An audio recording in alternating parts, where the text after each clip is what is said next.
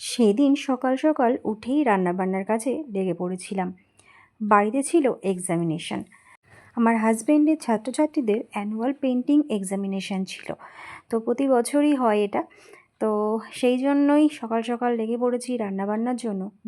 এবার ভাববে তোমরা যে এক্সামিনেশন তো রান্নাবান্না কিসের জন্য, কিসের খাওয়া দাওয়া। সবাই জানো টিচার্স ডেতে কিছু না কিছু খাওয়াতে হয় ছাত্রছাত্রীদের। তো যেহেতু অনেক ব্যাচ, তো সেই জন্য কিন্তু আলাদা আলাদা ব্যাচে এইভাবে খাওয়ানো যায় না। তো এক্সামের দিন কিন্তু সবাই এক জায়গাতে হয়, সেই জন্য এই দিনটাতেই সবাইকে খাওয়ানো হয়।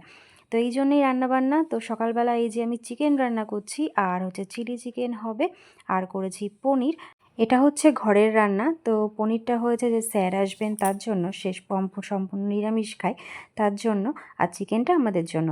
আর যেহেতু মন্দিরে আমাদের লোকনাথ মিশনে এক্সামটা নেওয়া হচ্ছে, তো ওখানে তো মাছ মাংস তোলা হবে না, তো সম্পূর্ণ নিরামিষভাবে বাইরে রান্নাবান্না হয়েছে। তো এটা হচ্ছে ছাত্রছাত্রীদের জন্য ফ্রাইড রাইস আর আলুর দম।